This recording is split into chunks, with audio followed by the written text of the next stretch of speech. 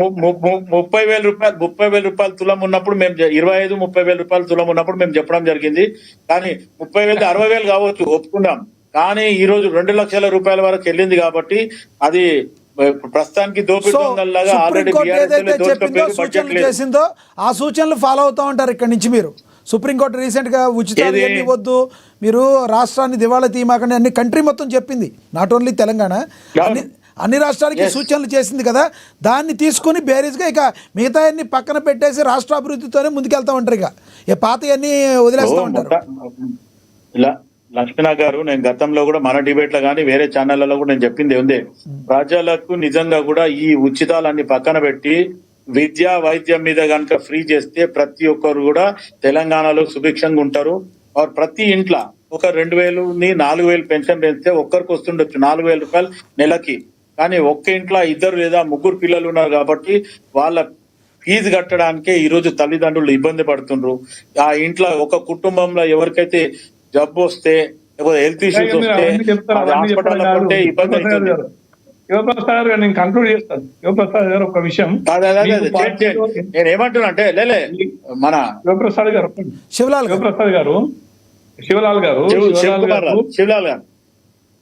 శివలాల్ గారు ఇప్పుడు జిహెచ్ఎంసీ ఎన్నికలు వస్తున్నాయి కదా, హైదరాబాద్ గురించే మాట్లాడుకుందాం. నేను నిన్న హైదరాబాద్ లో మీకు సమస్యలు చెప్తాం, మీకు వీలున్నంత మంత్రుల దగ్గర, ముఖ్యమంత్రి దగ్గర ఈ ప్రస్తావనను తీసుకురండి. ఇట్లాంటి డిబేట్లలో ఏం పనికిరాం.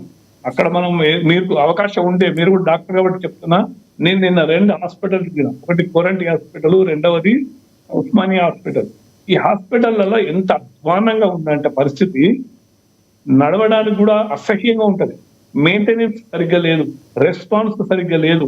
అవుట్ సోర్సింగ్ పెట్టిరు, వాళ్ళు రోగుల మీద పాపం దౌర్జన్యం చేస్తున్నారు. తర్వాత డాక్టర్లు అంత యంగ్ పిల్లలు ఉన్నారు అక్కడ, కొత్త యంగ్ డాక్టర్స్, ఒక్కరు కూడా సీనియర్ డాక్టర్ లేదు. ఒక 4-5 యంగ్ డాక్టర్లను ఎంబీబీఎస్ అయిన వాళ్ళని తీసుకొచ్చి ఆడబెట్టుకుంటారు. అఫ్ కోర్స్ వాళ్ళకి నేర్పియాలి.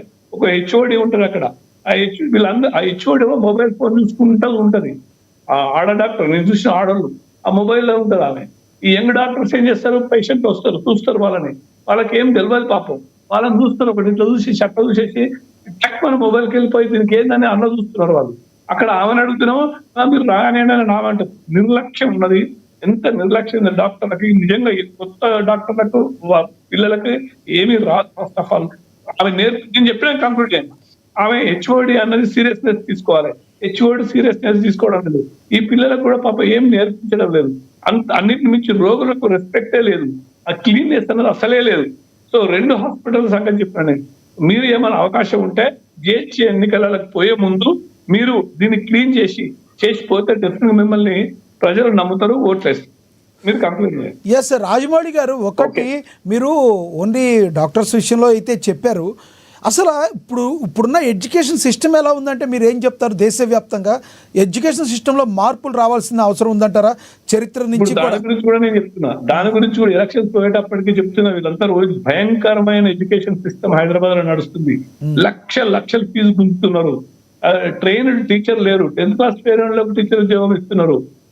పిల్లలు ఆడుకోవడానికి ప్రిలిమినరీ గ్రౌండ్ కూడా లేదు వాళ్ళకి. అన్నిటి మించి ఆ విధంగా చదువుకుని డాక్టర్లు అయిన వాళ్ళు ఇంకా అంతకంటే ఇంకేం చేయగలరు మీరు చెప్పినట్టు?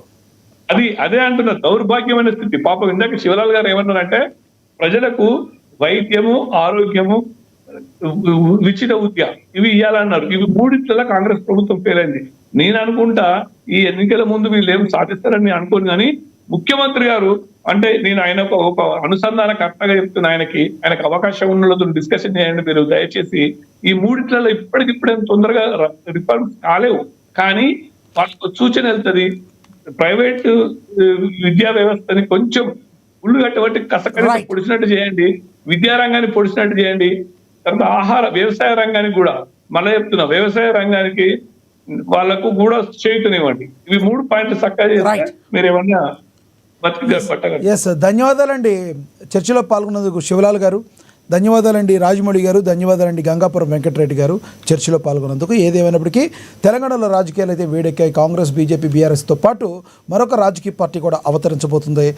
కల్వకుంట్ల కవిత ఈ పార్టీని స్థాపించబోతున్నారు. మే మొదటి వారం నుంచి మంచి ముహూర్తం చూసుకుని పార్టీ గురించి మరింత డీటెయిల్స్ చెప్తామన్నారు. అలాగే తమ పార్టీలో తెలంగాణ అనే వర్డ్ తప్పనిసరిగా ఉంటుందన్నారు. ఇక బీజేపీ అనేది తెలంగాణలో ఉండదని జోస్యం చెప్పారు కవిత. అలాగే సిద్దిపేట నుంచి తన పోరాటం కొనసాగుతుందన్నారు.